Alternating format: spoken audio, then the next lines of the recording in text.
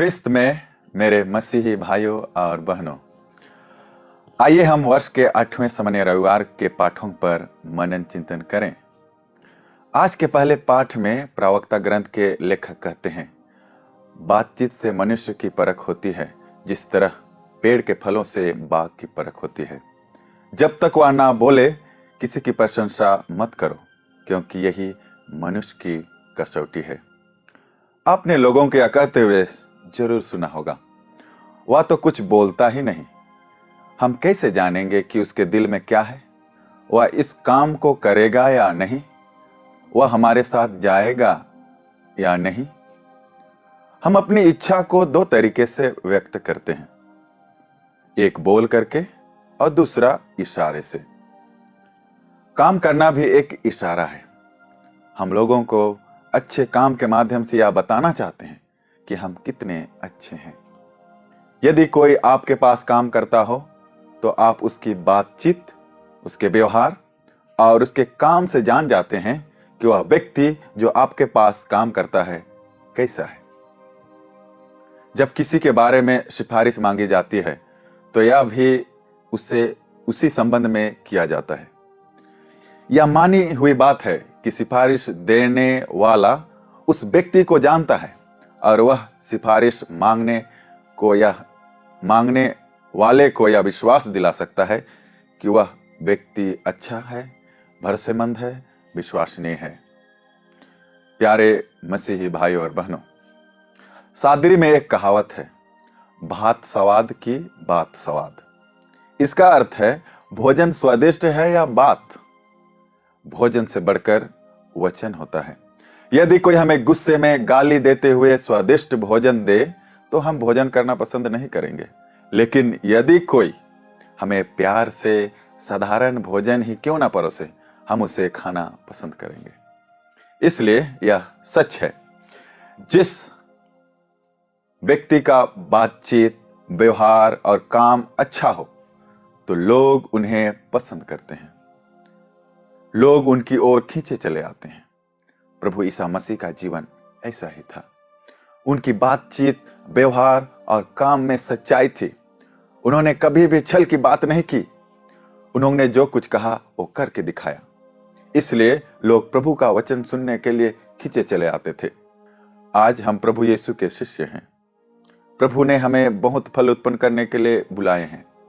प्रभु यीशु कहते हैं, मेरे पिता की महिमा इससे प्रकट होगी कि तुम लोग बहुत फल उत्पन्न करो और मेरे शिष्य बने रहो।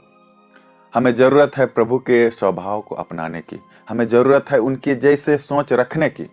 तभी लोग प्रभु यीशु को जानेंगे, पहचानेंगे और उनके शिष्य बनेंगे। आज के सुसमाचार में प्रभु यीशु इसी शिक्षा के संदर्भ में कहते हैं कि हर पेड़ अपने फल से पहचाना जाता है। जिस तरह पेड़ अपने फल से पहचाना जाता है, उसी तरह मनुष्य के भले या बुरे होने की पहचान उसके फलों से होता है, अर्थात उसकी बोली, व्यवहार और काम से। जिसके दिल में जो है उसके मुंह से निकलता या तो उसके व्यवहार या काम में प्रकट होता है।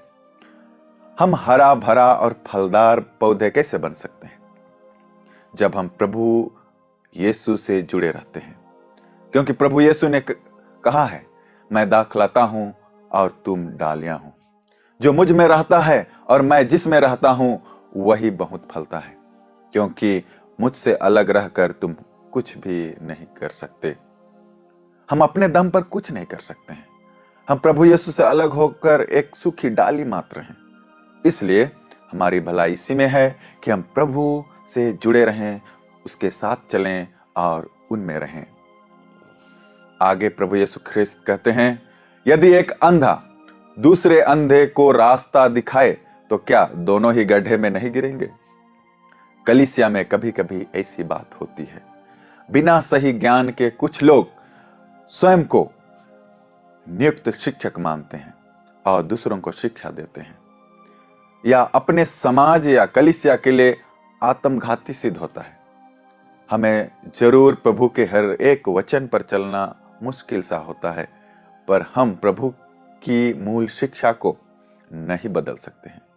हम प्रभु के बताए हुए मार्ग और कलीसिया के लोगों के अनुभव और परंपरा को नजरअंदाज नहीं कर सकते हैं, क्योंकि यीशु कहते हैं शिष्य गुरु से बड़ा नहीं होता। पूरी शिक्षा प्राप्त करने के बाद वह अपने गुरु जैसा बन सकता है। हम सदा ख्याल रखें कि कलीसिया में ईश्वर द्वारा अधिकृत शिक्षक संत पापा होते हैं और उनके साथ बिशपों की मंडली। किसी भी इस शास्त्री को यह अधिकार नहीं दिया गया है कि कुछ ऐसे विचारों का प्रतिपादन करे जो कैथोलिक कलीसिया और संत पापा के विरुद्ध हो। प्रभु कहते हैं, तुम्हारी आंखों में जब धरन है तब तुम किसी को यह कैसे कह सकते हो कि मैं तुम्हारी आंख का तिनका निकाल दूं? हम सहज ही दूसरों की गलती दिखाने के लिए आगे आते हैं।